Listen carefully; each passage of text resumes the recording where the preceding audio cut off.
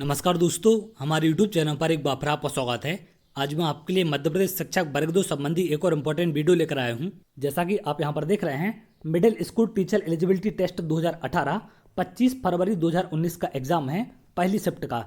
तो इसमें हम बात करेंगे मैथ के सभी प्रश्नों के बारे में। एक एक करके मैं आपको सभी प्रश्न यहाँ पर सॉल्व कराने वाला हूँ।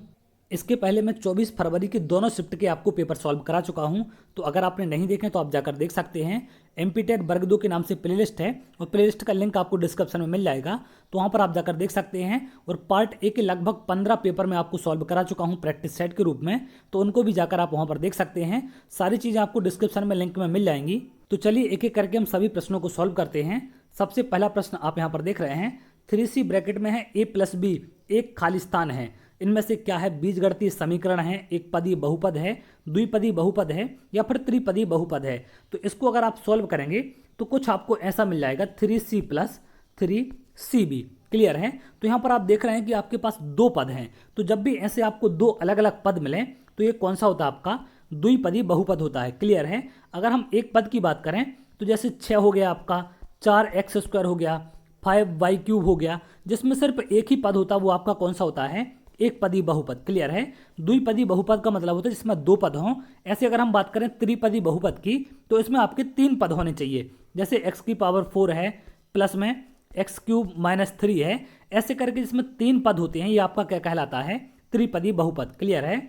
बीजगणित समीकरण आप लोग जानते होंगे, लगभग आप सभी ने पढ़ा होगा, जिसमें कम से कम x⁻² होनी चाहिए, यानी कि x की घात 2 होनी चाहिए। जैसा कि आपने फॉर्मेट देखा होगा, ax² + bx + c = 0। ये आपका बीजगणितीय समीकरण का फॉर्मेट होता है।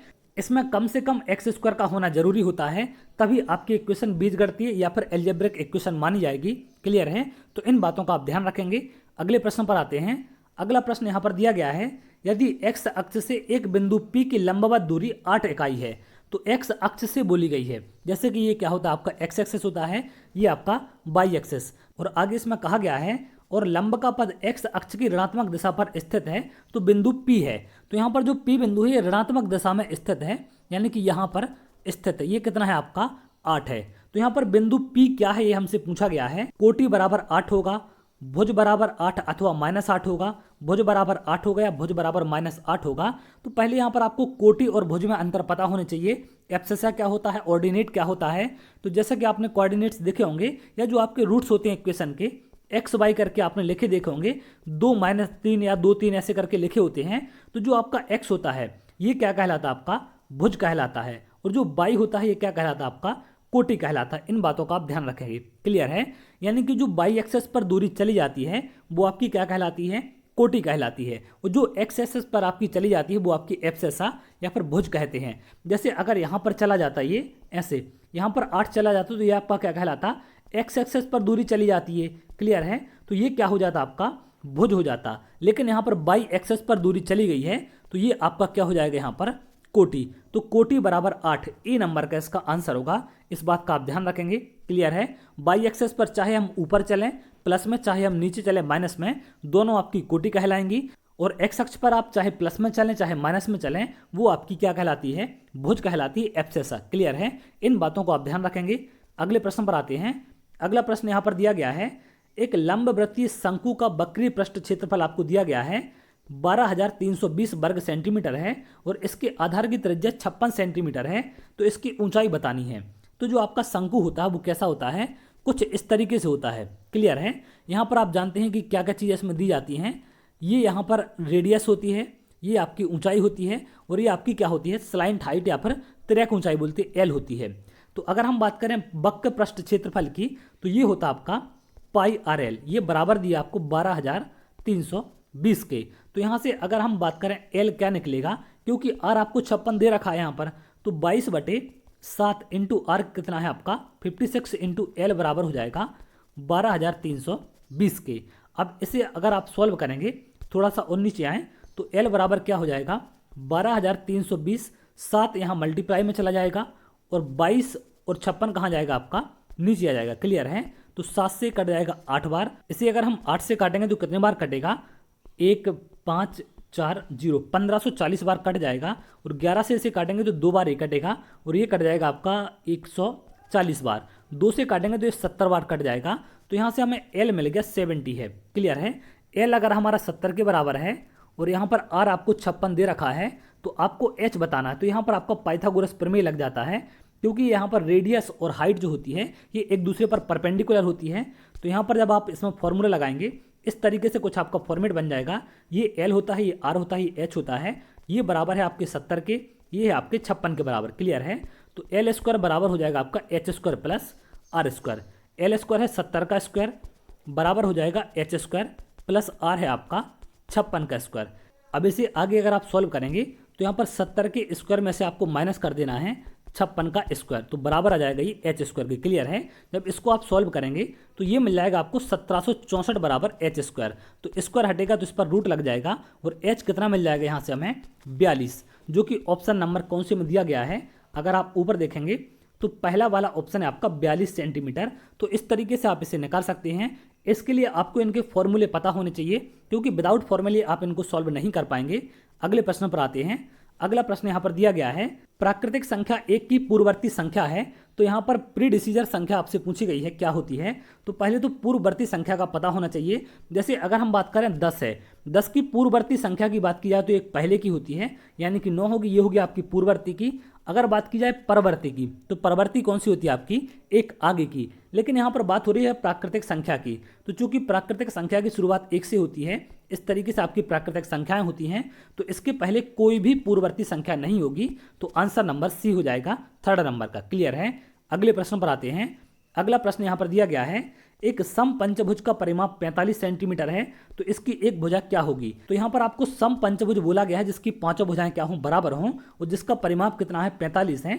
तो पांचों भुजाएं अगर बराबर हैं तो परिमाप पांचों भुजाओं की योग से बनता है, यानी कि 5a बराबर हो जाएगा 45 के। तो इससे काटेंगे तो 9 मिल जाएगा। क्लियर है। तो ए नंबर का आंसर होगा पहला वाला। अगले प्रश्न पर आते हैं। अगला प्रश्न यहाँ पर दिया गया है, एक आयत बना है आपको इस तरीके का, और आयत के विकर्ण एक दूसरे को इस तरीके से काट रहे हैं। यहाँ पर आप देखेंगे 130 डिग्री मान दिया गया है, और आपसे पूछा क्या गया है, ये एस है, ये ओ है, यहाँ पर ये आर है, क्यू है और पी है। यहाँ आपसे ओ आर एस पूछा गया है। ओ आर एस मतलब ये वाला कोण। क्लियर है। अगर ये 130 है तो ये वाला भी क्या होता है आपका 130 डिग्री हो जाता है। और चूंकि आयत है तो ये विकर्ण भी आपके यहाँ पर क्या होंगे, आधे आधे बराबर होंगे। क्लियर है। अगर ये दोनों भुजाएं बराबर हैं तो इनके आमने सामने के कोण क्या हो जाते हैं, आपके बराबर हो जाएंगे। तो अगर ये 130 का हो गया तो ये दोनों कोण मिला के होंगे आपके 50 के। चूंकि दोनों बराबर हैं तो दोनों आधे आधे यानी कि 25-25 डिग्री के एंगल हो जाएंगे, और आंसर नंबर 2nd वाला आपका आंसर हो जाएगा। क्लियर है। अगले प्रश्न पर आते हैं। अगला प्रश्न यहाँ पर दिया गया है, 10 सेंटीमीटर त्रिज्या तथा 60 डिग्री कोण वाले एक वृत्त का त्रिज्या खंड का क्षेत्रफल आपको ज्ञात करना है।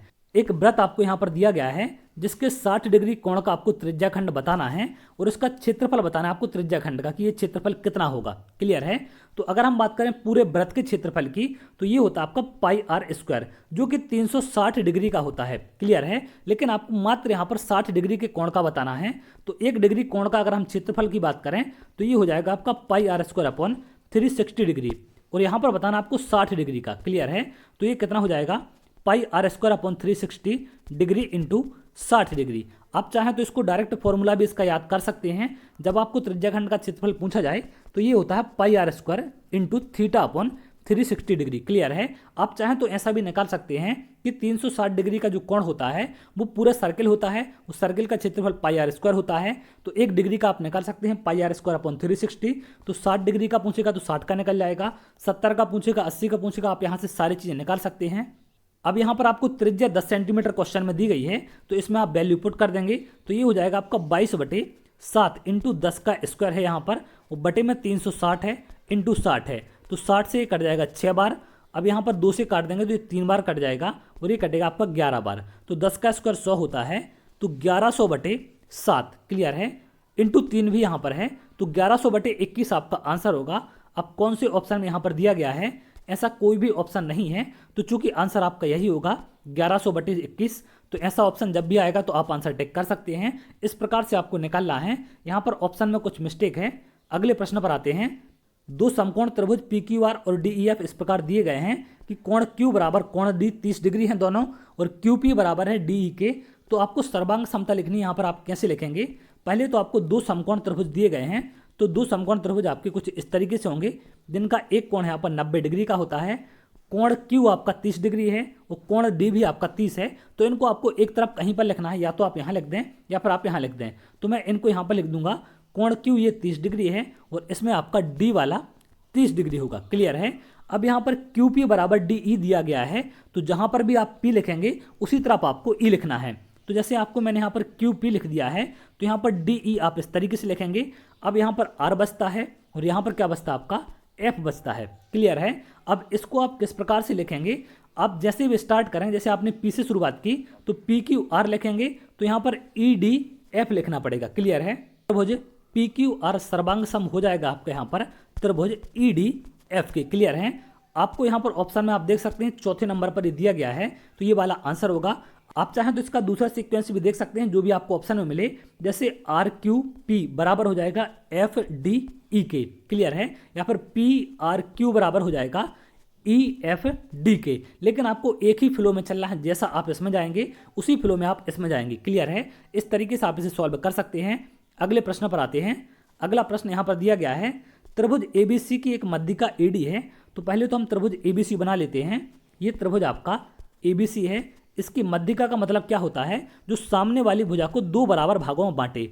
यहाँ पर है आपकी AD तथा AD का मध्यबिंदु M है। जो AD है इसका मध्यबिंदु क्या है, M है।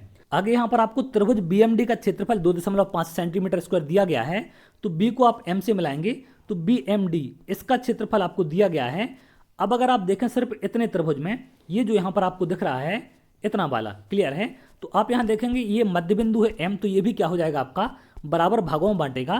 तो जो मध्यिका होती है वो त्रिभुज को दो बराबर भागों में बांटती है, उसके क्षेत्रफल को भी। तो अगर ये 2.5 है तो ये ऊपर वाला भी आपका 2.5 हो जाएगा। 2.5 और 2.5 मिला के 5 हो जाएगा। तो इस प्रकार से इस वाले आधे का भी आपका 5 होगा। तो टोटल अगर यहाँ पर हम बात करें तो कितना हो जाएगा आपका 10 सेंटीमीटर स्क्वायर। क्लियर है। क्योंकि यहाँ पर आपको मध्यिका दी गई है। मध्यिका क्या कहती है, त्रिभुज के दो बराबर भागों में इसको बांट देती है। क्लियर है। और इसके क्षेत्रफल आधे आधे हो जाते हैं। ऐसे यहाँ पर दो बार बांटा गया है। एक बार BM ने क्या कर दिया, इसको आधा आधा बांट दिया, और एक बार AD ने इस पूरे बड़े त्रिभुज को आधा आधा बांटा है, जिसके चलते यहाँ पर पूरा कितना हो जाएगा आपका 10 सेंटीमीटर स्क्वायर। क्लियर है। अगले प्रश्न पर आते हैं। अगला प्रश्न यहाँ पर दिया गया है, अनु की आयु उसकी माँ की आयु की 1/3 है। यदि अनु की आयु 12 है तो माँ की आयु क्या है। यहाँ पर आपसे बोला गया है अनु की आयु माँ की आयु की 1/3 है। तो जैसा बोला जाए आप वैसा लिख दें। क्लियर है। अनु की आयु 12 साल यहाँ पर दी गई है, तो यहाँ पर आप 12 रखेंगे तो यहाँ पर क्या हो जाएगा, माँ की आयु इंटू 1/3, 3 का यहाँ पर गुणा होगा तो कितना आ जाएगा आपका 36। तो माँ की आयु कितनी होगी 36 साल। अगले प्रश्न पर आते हैं। यदि अल्फा बीटा बहुपद यहाँ पर दिया गया है कि शून्यक हैं, जहाँ अल्फा माइनस बीटा बराबर 1 है, तो के बराबर क्या होगा, x² माइनस 5x प्लस के। ये आपको यहाँ पर एक बहुपद दिया गया है, ये बराबर 0 रख लेते हैं। अल्फा माइनस बीटा 1 है, यानी कि जो इसके मूल हैं आपके रूट हैं उनका अंतर 1 है। तो यहाँ पर आपको के का मान ऐसा लेना है जिसको जोड़ने घटाने पर 5 आ जाए और गुणा करने पर यहाँ पर जो के की वैल्यू लेंगे आप वो आ जाए। क्लियर है। तो देखिए 2 लेना और 3 लेना तो यहाँ पर पॉसिबल नहीं है, 6 या -6 में से कोई हो सकता है। तो सबसे पहले आपको ऐसा मूल लेना है जिसके दोनों मूल कैसे आने चाहिए, पॉजिटिव होने चाहिए। क्लियर है। क्योंकि तभी आप यहाँ पर रख पाएंगे। जैसे 3 और 2 आपके मूल आएंगे तो अंतर आपका 1 हो पाएगा। तो यहाँ पर हमें क्या लेना पड़ेगा, ऑप्शन से आप देखेंगे तो +6 वैल्यू रखेंगे तो इसके रूट अगर आप निकालेंगे तो 1 मिल जाएगा आपको 3 और 1 मिल जाएगा आपको 2। क्लियर है। अगर -6 लेंगे तो यहाँ से आपकी वैल्यू नहीं बन पाएगी और इस प्रकार के मूल आपको नहीं मिल पाएंगे। इसको अगर आप आगे सॉल्व करेंगे तो x² minus 3x minus 2x plus 6 बराबर 0 हो जाएगा। आगे और सॉल्व करेंगे तो x कॉमन लेंगे x माइनस 3 आ जाएगा, -2 कॉमन लेंगे x माइनस 3 बराबर 0। यहाँ से x माइनस 3 कॉमन आएगा तो 1 में x माइनस 2 बराबर 0 हो जाएगा।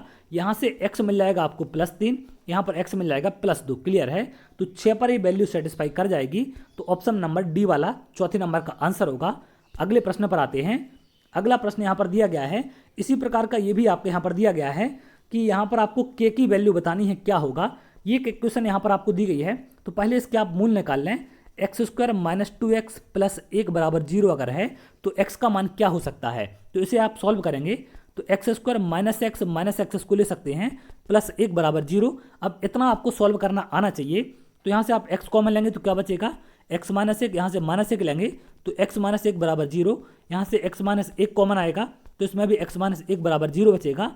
तो दोनों से x की वैल्यू क्या मिलेगी आपको 1 मिल जाएगी। अब इस वैल्यू को आप इसमें रखेंगे तो क्या मिल जाएगा, 2x की पावर 4 तो 1 हो जाएगा, तो 2 plus 1 minus 14 plus 5k plus 6 बराबर 0 है। क्लियर है, 3 ये है और 6 ये है, तो कितना होगा प्लस का 9, प्लस का 9 माइनस 14 में से माइनस करेंगे तो -5 प्लस 5 के बराबर 0 आ जाएगा, तो 5 के बराबर मिल जाएगा आपको +5 और 5 से 5 कटेगा तो कितना मिल जाएगा कि 1 मिल जाएगा। तो तीसरे नंबर का आंसर होगा। इस प्रकार से आप इसे सॉल्व कर सकते हैं। अगले प्रश्न पर आते हैं। अगला प्रश्न यहाँ पर एक आपको श्रृंखला दी गई, -7 -1 5 फिर खाली स्थान है 17 है। तो यहाँ पर अगर आप देखेंगे तो यहाँ पर आपको +6 किया गया है, आगे भी +6 है, तो यहाँ पर भी आपको क्या करना पड़ेगा +6, तो कितना आ जाएगा 11, और यहाँ पर भी +6 किया तो क्या मिला है 17 है, तो 11 आपका आंसर हो जाएगा। अगले प्रश्न पर आते हैं। अगला प्रश्न यहाँ पर दिया गया पूर्ववर्ती संख्या और इसकी परवर्ती संख्या के बीच अंतर बताना है। तो पहले तो हम पूर्ववर्ती संख्या की बात करें यानी कि एक पहले की, तो कितनी हो जाएगी 98700, और यहाँ पर बात करें 9871 की परवर्ती की तो एक आगे की यानी कि 9872। क्लियर है, तो आप इसको माइनस करेंगे तो 0 में से 2 माइनस होगा तो लास्ट में क्या आना चाहिए 8 आना चाहिए। तो कौन से ऑप्शन में है डी वाले, तो ये आपका आंसर होगा। अगले प्रश्न पर आते हैं। अगला प्रश्न यहाँ पर पूछा गया है 10 20 30 का महत्तम सर्वभाजक या फिर जीसीडी ज्ञात करें। जीसीडी का मतलब होता है ग्रेटेस्ट कॉमन डिवाइजर। क्लियर है, जिसको हम एचसीएफ बोलते हैं, हाईएस्ट कॉमन फैक्टर। तो जीसीडी और एचसीएफ एक ही बात होती है, महत्तम समावर्त आपका। तो यहाँ पर 10 20 और 30 का महत्तम समावर्त आप आसानी से निकाल सकते हैं। आप देखेंगे 10 का भाग करेंगे तो 1 2 3 बार चला जाएगा और यही क्या होगा आपका यहाँ पर महत्तम समावर्त होगा। क्लियर है, अगले प्रश्न पर आते हैं। अगला प्रश्न यहाँ पर दिया गया है 7 लड़कों का माध्य वजन 45 है, यानी कि जो 7 लड़के हैं उनका औसत आपको 45 दिया गया है और 6 का उनमें से वजन आपको यहाँ पर दे दिया है। तो 7 का औसत आप कैसे निकालेंगे, 6 का कितना है 53 plus 45 plus 40 plus 37 plus 42 plus 50, और यहाँ पर एक 7वां बंदा है जिसका आप x मान लें, बटे आप 7 करेंगे तो इनका माध्य या औसत एक ही चीज़ होती है, ये 45 है। क्लियर है, तो 7 का यहाँ पर गुणा करना है और इनको जोड़ के आप माइनस कर देंगे तो आपको x की वैल्यू यहाँ पर मिल जाएगी। क्लियर है, इतना सा आप यहाँ पर सॉल्व कर सकते हैं। अगले प्रश्न पर आते हैं। अगला प्रश्न यहाँ पर दिया गया है 2x माइनस 8 बटे है 8 माइनस 2x की घात क्या है। तो घात क्या होती है इस बात का आप ध्यान रखेंगे। घात का मतलब होता है x की जो पावर होती है। क्लियर है, x की पावर जैसे n है तो n आपकी क्या हो जाएगी घात होगी। अब n यहाँ पर 1 हो सकता है, 2 हो सकता है, 3 हो सकता है, या कोई भी पावर x की नहीं है तो 0 होगा। तो इसे अगर आप सॉल्व करेंगे तो इसको आप कैसे लिख सकते हैं, अगर हम माइनस कॉमन ले लें तो 8 प्लस 8 माइनस 2x हो जाएगा। क्लियर है, बटे में है 8 माइनस 2x, तो इससे एक कट जाएगा, क्या मिलेगा -1। तो -1 में x नहीं है तो यहाँ पर क्या हो जाएगा, इसकी घात हो जाएगी 0। अगर यहाँ पर कोई भी x नहीं हो, सिर्फ x आता है तो x की पावर क्या मानी जाती है आपकी 1 मानी जाती।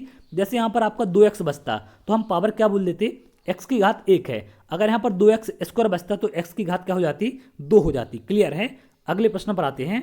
अगला प्रश्न यहाँ पर दिया गया है एक रेखीय समीकरण 2x प्लस 5 बराबर 10 है। तो ग्राफ में एक रेखा है जो बिंदु खाली स्थान पर x अक्ष से मिलता है। तो यहाँ पर x अक्ष की वैल्यू आपको आनी चाहिए, y अक्ष से नहीं मिलता है, x से मिलता है। तो इसको आप वैल्यू पुट करके देखेंगे तो यहाँ पर देखिए x अक्ष आपकी वैल्यू बननी चाहिए, क्योंकि x अक्ष पर ये मिलता है तो x का मान होना चाहिए। इसमें x का मान 0 है। यहाँ पर 1 और 2 इसमें रखेंगे तो आपका 2 प्लस 10 हो जाएगा, जो कि 10 के बराबर नहीं होता है। इसको रखेंगे आप तो क्या हो जाएगा 2 × 5 प्लस 0 बराबर 10 होगा। तो ये बिल्कुल सेटिस्फाई करेगा, यानी कि तीसरे नंबर का आपका आंसर होगा, क्योंकि x की वैल्यू यहाँ पर 5 है। क्लियर है, चौथा नंबर भी वैल्यू यहाँ पर सेटिस्फाई नहीं करेगा अगर x की वैल्यू 2 और y की वैल्यू आप 5 रखेंगे। अगले प्रश्न पर आते हैं। अगला प्रश्न यहाँ पर दिया गया है इस समीकरण को आपको सॉल्व करना है। तो x बराबर क्या हो जाएगा 12 - 9, यानी कि कितना मिल जाएगा 3। तो कुछ ऐसे आसान से प्रश्न भी आपको मिल जाते हैं। अगले प्रश्न पर आते हैं। अगला प्रश्न यहाँ पर दिया गया है साइमन के पास 210 मीटर लंबी और 165 मीटर चौड़ी एक आयताकार तालाब है। वह 10 रुपये प्रति मीटर की दर से रस्सी के 2 घेरों में इसे बाड़ लगाना चाहता है, तो बाड़ की लागत क्या आएगी। तो देखिए एक आयताकार तालाब है उसका इस तरीके से कुछ, जिसकी लंबाई है 210 मीटर और चौड़ाई है आपकी 165 मीटर। तो आमने सामने की क्या हो जाएगी, क्योंकि आयताकार है तो ये बराबर होती हैं। अब यहाँ पर बाड़ लगाने के लिए रस्सी के 2 घेरे लगाना है, यानी कि 2 बार आपको पूरी बाड़ लगानी है। तो पहले तो परिमाप इसका क्या हो जाएगा 210 प्लस 165 प्लस 210 प्लस 165। क्लियर है, बाहर की जो बाउंड्री होती है वो क्या होती है आपकी परिमाप होती है। ये तो एक बार का परिमाप है, लेकिन इसको 2 बार लगाना है। तो इनटू इसको हम क्या करेंगे, डबल कर देंगे। तो ये कितना हो जाएगा, ये आपका आ जाएगा यहाँ पर टोटल, इसको जोड़ेंगे आप तो ये हो जाएगा आपका 750 इंटू 2, ये कितना हो जाएगा आपका 1500। क्लियर है, यानी कि 1500 मीटर उसको घुमाना है। अब 1 मीटर की कीमत है यहाँ पर 10 रुपये, तो 1500 की कितनी हो जाएगी यहाँ पर 15,000। ऑप्शन नंबर ए में ये दिया गया है, तो ये आपका आंसर होगा। अगले प्रश्न पर आते हैं। अगला प्रश्न यहाँ पर दिया गया है, यदि बाई अक्ष से एक बिंदु की लंबवत दूरी 4 इकाई है तो बिंदु है। अब बाई अक्ष से दूरी यहाँ पर बोली गई है, ये आपका क्या होता है, बाई अक्ष होता है, इससे दूरी 4 इकाई है। 4 इकाई आपकी इस तरफ भी हो सकती है, 4 इकाई आपकी इस तरफ भी होती है, तो इस तरफ आपकी माइनस होगी और इस तरफ आपकी प्लस होगी। क्लियर है, अब ये दोनों तरफ हो सकती है, तो ये कहाँ पर होगी, निर्देशांक कौन सा, ये आपका x है, तो x निर्देशांक पे 4 अथवा -4 दोनों हो सकती हैं, ये आप यहाँ देख सकते हैं। तो ये वाला आपका आंसर होगा। अगले प्रश्न पर आते हैं। अगला प्रश्न यहाँ पर दिया गया है, यदि प्रत्येक -3 6 0 3 3 0 एक रैखिक समीकरण है तो एक्स वाई में हल करें तो समीकरण आपको ज्ञात करना है। क्लियर है, तो आपको ऐसे प्रश्नों में क्या करना है कि जो यहाँ पर ये आपको समीकरण दिए गए हैं, जो आपको ये रूट दिए जाते हैं, मूल दिए जाते हैं, इन पर ये सेटिस्फाई करता है, तो इनकी वैल्यू आप इसमें रख कर देखें तो किसी भी एक से आप चेक कर सकते हैं। जैसे इसको आप इसमें रखेंगे तो हमें क्या मिल जाएगा, ये पहला वाला x होता है, दूसरा वाला आपका y होता है, तो यहाँ पर y का मान आप 6 रखेंगे तो 6 बराबर मिल जाएगा आपको -3 यानी कि 6 बराबर -6, जो कि सेटिस्फाई नहीं करता है। फिर इसकी वैल्यू आप इसमें रख के देखें तो ये कितना हो जाएगा आपका 6 बराबर -3 + 3, तो ये 0 बन जाएगा। 6 बराबर 0 भी सेटिस्फाई नहीं करता है, इसमें रखेंगे तो -3 + 6 बराबर 3, तो ये आपका +3 आएगा, +3 बराबर 3 हो जाएगा, तो बिल्कुल सेटिस्फाई करता है, तो थर्ड नंबर का आपका आंसर हो जाएगा। ऐसे प्रश्नों में आप डायरेक्ट वैल्यू पुट कर देंगे तो इससे आपको आंसर मिल जाएगा। अगले प्रश्न पर आते हैं। अगला प्रश्न यहाँ पर दिया गया है, एक त्रिभुज का क्षेत्रफल ज्ञात करना है जिसके शीर्ष आपको यहाँ पर दिए गए हैं। तो जब भी आपको प्रश्न में ऐसे शीर्ष या वर्टेक्स दिए जाएं तो इनका क्षेत्रफल निकालने का फॉर्मूला होता है 1/2 ब्रैकेट में x1 y2 - y3 plus x2 bracket में y3 - y1 plus x3 bracket में आ जाएगा आपके यहाँ पर y1 - y3। क्लियर हो, ब्रैकेट आपका बंद हो जाएगा। अब यहाँ से मैंने आपको लिख दिए हैं x1 क्या है, y1 क्या है, तो इसमें आप वैल्यू पुट करेंगे तो 1/2, x1 कितना है आपका 2, y2 कितना है यहाँ पर आपका 0 - y3 ये 2 प्लस x2 कितना है आपका यहाँ पर 5 है, y3 की बात करें y3 कितना है 2 है, y1 कितना है आपका 0 है, प्लस यहाँ पर x3 की बात करें y1 यहाँ पर आपका 0 है और y2 की बात करें तो y2 भी यहाँ पर आपका 0 है। तो इसे आप सॉल्व करेंगे तो ये वाला पोर्शन आपका 0 हो जाएगा। आगे अगर आप सॉल्व करें तो ये आ जाएगा आपका 1/2, यहाँ पर ये कितना हो जाएगा -4 प्लस का 10 और यहाँ पर बन जाएगा ये 0। क्लियर है, तो यहाँ पर आप देखेंगे -4 + 10 कितना हो जाएगा आपका 1/2 × 6, तो इसको काटेंगे तो कितना आ जाएगा आपका 3 आ जाएगा। तो ये थर्ड लास्ट नंबर का ऑप्शन है आपका 3 इकाई, तो ये आपका आंसर होगा। इस तरीके से आप इसे सॉल्व कर सकते हैं। अगले प्रश्न पर आते हैं। अगला प्रश्न यहाँ पर दिया गया है, निम्नलिखित में से कौन सी बिंदु रेखा 2y = 5x - 2 पर स्थित नहीं है। तो आपको यहाँ पर क्या करना है, इनकी वैल्यू डायरेक्ट एक्स वाई की वैल्यू पुट करना है। पहला वाला x है और दूसरा वाला आपका y है, जिस पर भी ये सेटिस्फाई कर जाएगा वही आपका आंसर होगा। तो इसमें आप इनकी वैल्यू पुट करके देखेंगे तो y की वैल्यू -1 है, तो 2 × -1 बराबर हो जाएगा 5 × 0 -2, तो -2 बराबर यहाँ पर आपको मिल जाएगा -2, क्योंकि ये 0 बन जाएगा। क्लियर है, तो ये बिल्कुल है, लेकिन हमसे पूछा गया कि कौन सा नहीं है। क्लियर है, यानी किस पर सेटिस्फाई नहीं करता है। तो अगर हम थर्ड वाला ऑप्शन रखें इसमें तो ये क्या हो जाएगा, y की वैल्यू 6 है यहाँ पर, 2 × 6 बराबर क्या होगा 5 × -2 -2। क्लियर है, तो इसका जब आप गुणा करेंगे तो ये -10 -2 -12 होगा, तो +12 बराबर -12, तो इस पर ये सेटिस्फाई नहीं करता है, यानी कि थर्ड नंबर का आपका आंसर होगा। अगले प्रश्न पर आते हैं। अगला प्रश्न यहाँ पर दिया गया है, भुज या भुजांग खाली स्थान के नाम से भी जाना जाता है। तो मैंने आपको स्टार्टिंग में बताया था कि ये आपका y अक्ष है, ये आपका x एक्सेस है।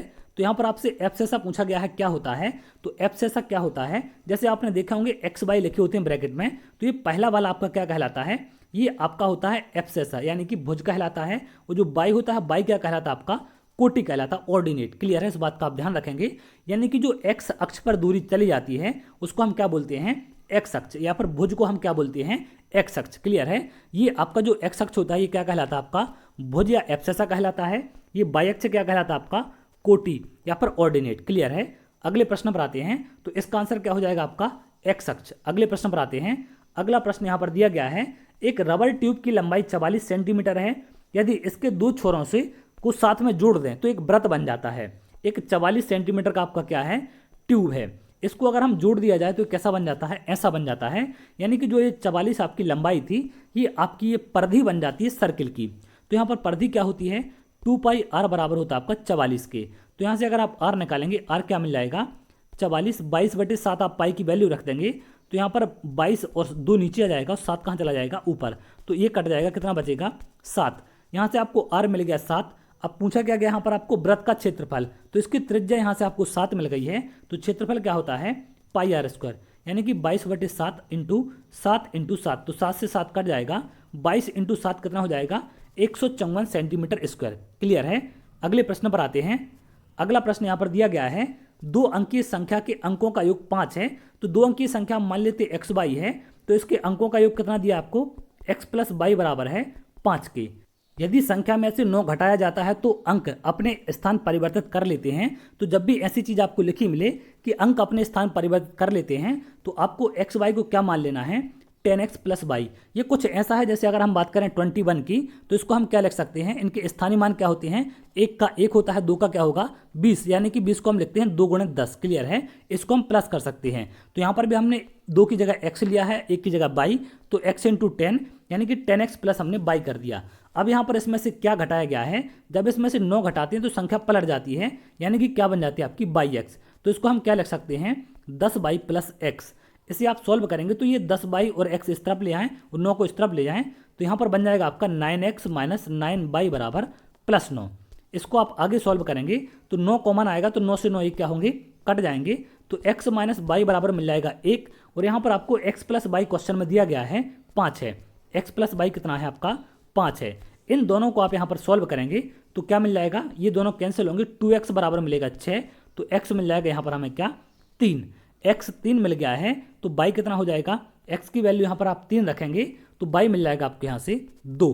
क्लियर है। अब यहाँ पर आपसे पूछा क्या गया था, यहाँ पर पूछा गया आपसे इकाई का अंक क्या है, तो x आपको 3 मिल गया, y 2 मिल गया है, इकाई का अंक क्या हो जाएगा आपका 2 हो जाएगा। क्लियर है। अगले प्रश्न पर आते हैं। अगला प्रश्न यहाँ पर दिया गया है, यदि एक वृत्त की परिधि तथा क्षेत्रफल संख्यात्मक रूप से समान है तो वृत्त की त्रिज्या क्या होगी। वृत्त की परिधि क्या होती है, 2πr, और वृत्त का क्षेत्रफल क्या होता है, πr²। ये संख्यात्मक रूप से समान है, यानी कि ये दोनों क्या हैं, आपके बराबर हैं। तो पाई से पाई कट जाएगा, r से स्क्वायर कट जाएगा, तो r बराबर क्या मिल जाएगा, 2 मिल जाएगा। तो त्रिज्या क्या हो जाएगी आपकी 2। अगले प्रश्न पर आते हैं। अगला प्रश्न यहाँ पर दिया गया है, आपको यहाँ पर विषम चुनना है। तो देखिए ये आपके सारे सिंबल होते हैं, ये आपकी एक संख्या है, तो 0 आपका क्या हो जाएगा, विषम हो जाएगा। अगले प्रश्न पर आते हैं। 3 मीटर 6 सेंटीमीटर को आपको बदलना है, तो 1 मीटर में कितने होते हैं आपके 100 सेंटीमीटर। क्लियर है। तो 3 मीटर में कितने हो जाएंगे आपके 300 सेंटीमीटर, और 6 सेंटीमीटर आपका अलग से है, तो कितना हो जाएगा आपका 306 सेंटीमीटर। ऑप्शन नंबर कौन सा है, 3rd वाला। अगले प्रश्न पर आते हैं। अगला प्रश्न यहाँ पर दिया गया है, यदि एक आदमी अपनी धनराशि का 1/3 हार जाता है, तो देखिए 1/3 हार जाने का मतलब क्या होता है, 3 पर 1 का हार जाना, यानी कि 2 का 3 पर बचना। क्लियर है। तो इसकी धनराशि हम x मान लेते हैं, इसका 1/3 हार गया, यानी कि कितना बचा है, 2/3। अब वो फिर से 10 रुपये जीतता है, 10 रुपये जीतेगा तो प्लस 10 हो जाएगा। उसके बाद जितना है उसका 1/3 फिर हार गया। जो ये धनराशि है इसका 1/3 हारेगा तो फिर इसका 2/3 बचेगा। अब उसके बाद 20 रुपये फिर जीतता है, तो 20 रुपये अगर फिर जीतेगा, उसके पास उतना ही धनराशि है जितना आरंभ में था। तो अब इसके पास जितनी शुरुआत में थी, यानी कि x थी, तो x राशि इसके पास हो जाती है। अब इसे अगर आप आगे सॉल्व करेंगे तो यहाँ पर आप देखेंगे इसका एलसीएम कितना हो जाएगा, 3 आएगा। ये बनेगा आपका 2x + 30 इंटू है यहाँ पर 2/3 का, प्लस 20 बराबर है आपका x। क्लियर है। अब यहाँ पर आप पहले जोड़ नहीं सकते, इसको इस बात का ध्यान रखें, क्योंकि बोर्ड मास आपका फॉलो करेगा। पहले आपका क्या होगा, गुणा होगा। तो 2 का गुणा करेंगे तो 4x + 60 बटे कितना आ जाएगा, 9 प्लस 20 बराबर हो जाएगा आपका x। क्लियर है।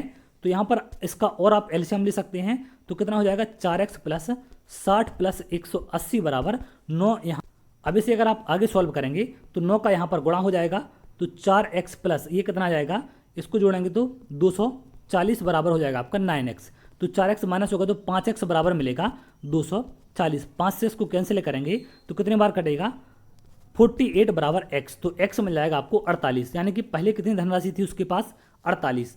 तो तो ये थर्ड नंबर का आंसर होगा। अगले प्रश्न पर आते हैं। अगला प्रश्न है, यदि त्रिभुज के कोण का अनुपात 2, 3, 4 है तो सबसे छोटे और सबसे बड़े कोण के बीच का अंतर बताना है। तो यहाँ पर हम कोण मान लेंगे 2x, 3x और 4x है। त्रिभुज के कोण है तो तीनों कोणों का योग कितना होता है आपका 180 डिग्री। यहाँ पर जोड़ेंगे तो 9x बराबर होगा 180 डिग्री, तो x मिल जाएगा आपको यहाँ पर 20 डिग्री। क्लियर है। सबसे बड़ा कोण है आपका 4x का, सबसे छोटा है आपका 2x का, तो इनका अंतर देखेंगे कितना है 2x का। तो x का मान 20 है, तो 2 × 20 बराबर कितना मिल जाएगा 40। यहाँ पर x के मान 20 रखेंगे तो ये कितना मिलेगा 40 मिलेगा, इसमें रखेंगे तो 80 मिलेगा। इन दोनों का अंतर देखेंगे तो भी आपको क्या मिल जाएगा 40 डिग्री। क्लियर है। अगले प्रश्न पर आते हैं। अगला प्रश्न यहाँ पर दिया गया है, यदि एक समषटभुज की भुजा 12 सेंटीमीटर है तो इसका क्षेत्रफल क्या होगा। समषटभुज का मतलब क्या होता है, जिसकी 6 भुजाएं क्या हों आपकी बराबर हों, इस तरीके से। तो अगर इसको हम सभी को ऐसे मिला दें, इसके विकर्णों को अगर हम मिलाएं तो आप देखेंगे कि ये यहाँ पर 6 समबाहु त्रिभुज बनते हैं। क्लियर है, जिनकी सभी भुजाएं बराबर हों। एक का क्षेत्रफल क्या होता है समबाहु त्रिभुज का √3/4 × a²। अगर भुजा इनकी सबकी a है, क्योंकि ये बराबर है समषटभुज है, तो a² होता है। अगर एक का क्षेत्रफल इतना है तो 6 का कितना हो जाएगा इंटू इसमें हम 6 कर देंगे। तो यहाँ पर a कितना दिया गया है आपको ऊपर क्वेश्चन में 12 है, तो इसमें आप वैल्यू पुट करेंगे तो √3/4 × 12 × 12 × 6, तो 4 से कटेगा ये 3 बार।